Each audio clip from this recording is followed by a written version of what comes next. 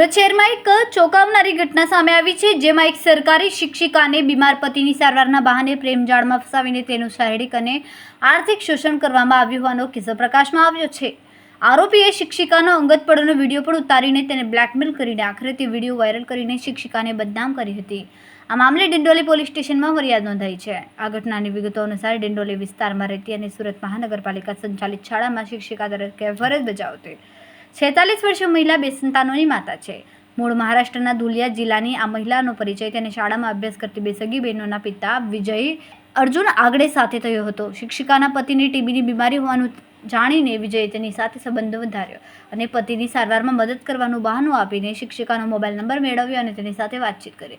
ધીમે ધીમે તેમની મિત્રતા પ્રેમ સંબંધમાં પરિણમી. વિજયે શિક્ષિકાને ગોડાદરાના ધ પેલેસ બિલ્ડિંગમાં આવેલી એક હોટલમાં લઈ જઈને શારીરિક સંબંધ બાંધ્યા.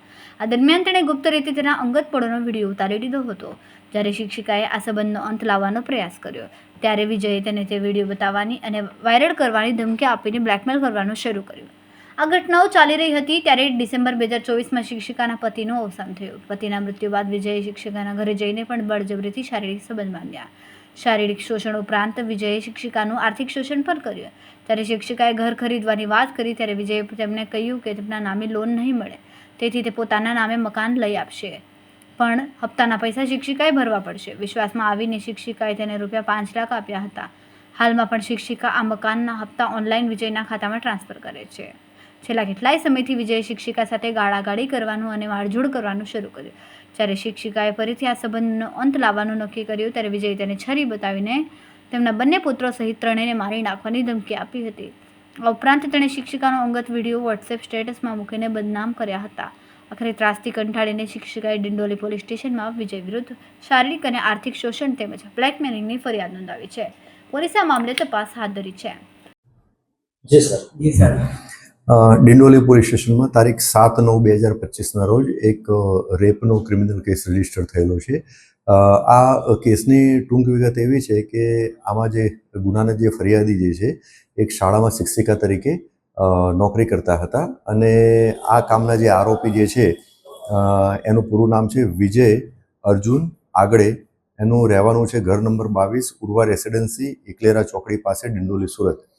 એમના પરિચયમાં આ ફરિયાદી બેન આવેલા હતા. પરિચયમાં આવ્યા પછી એમના બંનેની વચ્ચે પ્રેમ સંબંધ થયા અને અમુક લાલચ આપી અને ફરિયાદી સાથે આરોપીએ શારીરિક સંબંધ બાંધ્યો.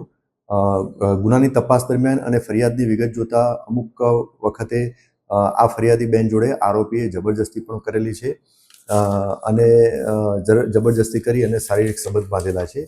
તે સિવાય આ જે આરોપીએ ફરિયાદી પાસે એમને મકાન લઈ આપ્યું છું એમ કરી અને ઓનલાઈન ₹5 લાખ પણ ફરિયાદી પાસેથી આરોપી લીધેલા છે અને ત્યારબાદ આમને મારઝૂડ પણ ફરિયાદીને આરોપી કરતો હતો અને છેલ્લે આમના જે ફરિયાદીના જે દીકરાઓ જે છે એમને ચપ્પુ બતાવી અને જાનથી મારી નાખવાની ધમકી પણ આપેલી છે અને આ ફરિયાદી અને આરોપીના જે અંગત સમયના વિડીયો જે છે એ એમને એમના વોટ્સઅપ સ્ટેટસમાં મૂકી અને વાયરલ પણ કરેલા છે. તો જે અનુસંધાને જ આ ફરિયાદી બેને આવી અને ફરિયાદ જાહેર કરેલી હતી અને જે અનુસંધાને ગુનો દાખલ થયેલો હતો.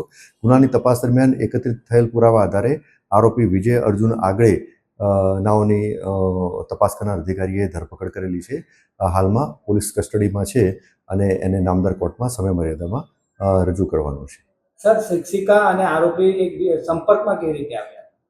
જેમ મેં આપને વાત કરી એમ કે શિક્ષિકાબેન જે છે જે તે શાળામાં સર્વિસ કરતા હતા અને આરોપીના જે બાળકો હતા એ પણ એ જ શાળામાં ભણતા હતા, જેના કારણે જ આરોપી અને ફરિયાદી બેન એ પરિચયમાં આવેલા હતા.